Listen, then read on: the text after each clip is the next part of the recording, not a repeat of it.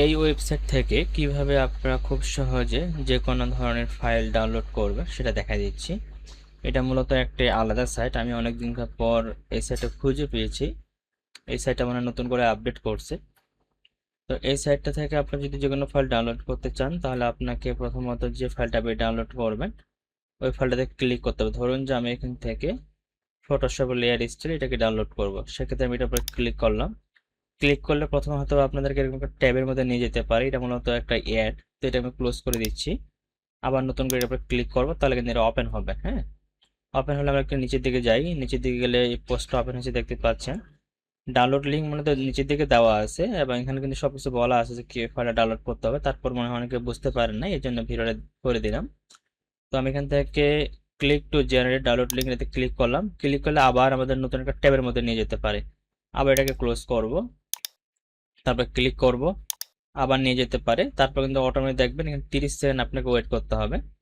30 second পরে আপনার কিন্তু এখানে মূল যে মূল ডাউনলোড লিঙ্কগুলো এখানে দিয়ে দিবে এবং এখানে 4টা বাটন দেওয়া থাকবে মূলত ডাউনলোডের। এই 4টার মধ্যে যে কোনো একটার মধ্যে মূলত আপনাদের মূল ফাইলটা আছে, আর 3টা এখানে জাস্ট ডেমো আকারে দেওয়া আছে।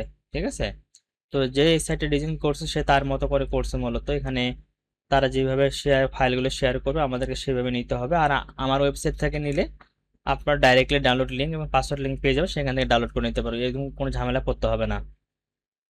তো দেখেন এখানে আমাদের 3টা ডাউনলোড লিঙ্ক দিয়ে দিয়েছে, সরি 4টা দিয়েছে। তো প্রথমটাতে আমি ক্লিক করে দেখি। তো আমি দেখতেছি প্রথমটাতে আমার আসে নাই, প্রথমটাতে একটা অন্য লিঙ্ক চলে আসে। এরপর আমি দ্বিতীয়টাতে ক্লিক করব। তো দ্বিতীয়টাতেও আসে নাই, এটাকে আবার ক্যান্সেল করে দিচ্ছি। আমরা তৃতীয়টা দেখতে পাই, তৃতীয়টাতেও আসে, তার মানে আমাদের চতুর্থ নাম্বারে আছে। এটাতে যদি ক্লিক করি তাহলে আমরা ফাইলটা কিন্তু পেয়ে যাব মনে করি। এটাতে আসে নাই, আবার ক্লিক করে দেখি। এটাতেও আসে নাই, মেবি আমাদের এখানে অন্য জায়গায় ক্লিক করে গেছে। সেটাকে ক্যান্সেল করি, আবার এটাকে দেখি। এটা 1 নাম্বারই মনে হয় আছে, হ্যাঁ যে 1 নাম্বারই আছে। ঠিক আছে, হয়তো ডাবল ক্লিক করলে ভালো হইতো আমাদের এখানে। তো আপনাদের যদি এরকম আসে আপনারা ডাবল ক্লিক করে দেখবেন কোনটাতে কাজ করতেছে। 4টার মধ্যে যে কোনো একটাতে আপনার মূল ফাইলটা পেয়ে যাবেন। তারপর এখান থেকে জাস্ট ডাউনলোডে ক্লিক করবেন। ফাইলটা আপনি যে জায়গায় সেভ করবেন তার লোকেশন চাবে, ধরুন আমি ডেস্কটপ সিলেক্ট করে দিলাম, এটাকে সেভ করে নিচ্ছি এইভাবে। এটা সেভ হচ্ছে, দেখতে পাচ্ছেন ফাইল ডাউনলোড হচ্ছে। তো ফাইলটা ডাউনলোড হয়ে গেলে কিন্তু আমরা এটাকে সুন্দর করে ব্যবহার করতে পারবো। ফাইলটার সাইজ হচ্ছে এখানে 19 MB। আপনারা আপনাদের মতো করে ফাইলটাকে ডাউনলোড করে নেবেন, ডাউনলোড করে আনজিপ করবেন।